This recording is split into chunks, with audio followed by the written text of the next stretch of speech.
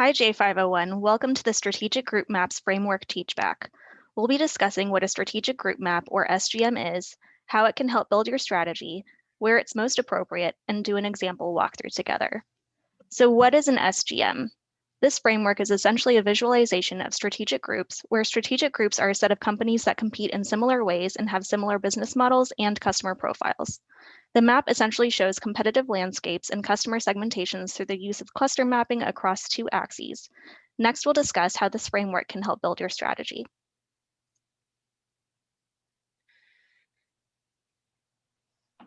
So at this point, I'm sure you're all thinking that an SGM is a fantastic tool and you want to utilize it for every single point of analysis. While you are correct, it's a fantastic tool, there's some areas that are going to be more applicable than others. So let's take a look at the 4 questions we want to answer when we're analyzing a strategy. The first one, where do we compete? Great opportunity for an SGM. What it's going to do is highlight exactly where your firm fits inside of a competitive landscape, as well as help identify areas outside of your current location and the rest of the competitive landscape potentially to move into. Additionally, what unique value do we bring as a firm? This is either going to highlight the value proposition as being as unique as you thought it was, or it might bring to the surface, actually, there's some other close competitors that we didn't realize might be affecting our firm inside of the competitive landscape. The last 2 questions, however, what resources and capabilities do we utilize and how do we sustain value over time, are not really going to pop out when you're utilizing a strategic group map. Next slide. And as we've looked at the questions, now there's some specific analysis that we can look at to talk about whether or not it's appropriate for an SGM. As we spoke about assessing overall competitive landscape, great opportunity. Really, if you're looking externally, this will probably give you some sense of the questions that you're looking for, as well as understanding not only the competitive landscape you're in, but looking at the overall attractiveness of another industry you might be considering moving into. It also is a great opportunity to make a lot of the visual representation pop for the data that you're looking at. Less appropriate, however, is really any internal focus, any type of analysis looking internally, trying to decide consumer needs, and it can get rather convoluted when you start to look at more than 2 factors of analysis. Additionally, there's not any type of pattern, trend, or prediction that really comes out inside of a strategic group map. So being able to look at things like time and growth, et cetera, it's not going to be an effective tool for that. And as you probably noticed, there's not a lot of numbers. So qualitatively, you're going to want to look for a tool elsewhere. But it's going to really shine for, quantitatively, you're going to want to look elsewhere. So now that we've talked about what strategic group map is and what can be used for, your most logical question is going to be, how do we go about doing it? Thanks, Trace. Exactly. So now we know when we want to use the strategic group map. We're looking externally. We want to see what firms exist in the market, and we want to see how are they grouping themselves and where might we want to go in.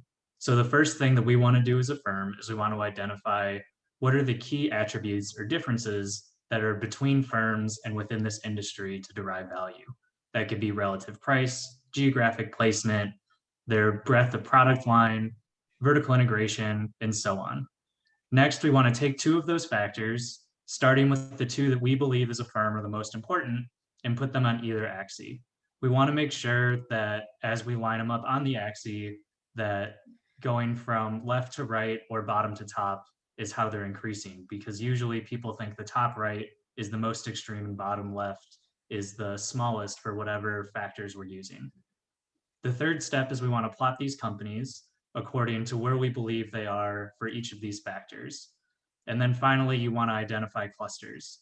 You can circle them, or you can identify which companies are directly competing with each other and which ones are potentially competing in the same industry, but they're not the direct competitor firms of each other. A good rule of thumb is that this is an iterative process. You want to go through multiple factors because what you believe is the most important to the industry may not actually be one that defines differences between firms. And now Andrew's going to go over an example of using an SGM. Yes, thank you, Rob.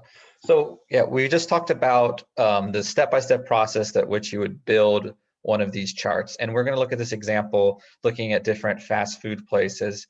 As you can see, in the bottom left corner, you have like companies that you would always think of to be similar, like McDonald's, Burger King, KFC, Wendy's, etc. And as you look at these different clusters, it should become pretty clear that within clusters, there's going to be fierce competition because they're going for customers who are looking for the same things. It's worth noting too that once companies have defined themselves in a specific cluster on your map, it's hard for companies to move out of these clusters into a different cluster on the map. Just think of like the difficulty like McDonald's would have positioning itself against Red Lobster on price and like the breadth of their menu. Another note is that proximity definitely matters, even with clusters that are different. As you can see, like the clusters along the bottom that are close to each other have restaurants that are more similar. Like Chick-fil-A differentiates themselves on price, but you would still think of them as more similar to McDonald's than Red Lobster, who differentiates themselves on price and the breadth of their menu. But as you plot these businesses on and you identify the ones that are within the same cluster as your business, you still cannot completely ignore the ones that are outside, because within the industry, there's always the opportunity that businesses start to encroach or do reinvent themselves, even though it is difficult, or innovate in ways that they jump into entirely new areas. So you can't just completely ignore them, but the ones that you're going to focus on the most in depth are the ones that within your cluster. And another thing too is once you have all these plotted, you can see different market opportunities by where there are gaps, where there's underserved areas. Maybe you're looking at this and say, wow, there's a lot of businesses in the bottom left corner, a lot of them going after those like focus menu, low price customers, but there's less as you go up and to the right. So maybe that's an opportunity. And like on the same side as similarly, you can see which markets are more saturated, like I just said. So, but that's really the insights you can gain from an SGM. And we hope this presentation is helpful for deciding if it's the right tool for you and how you can use it when you're doing your strategic analysis.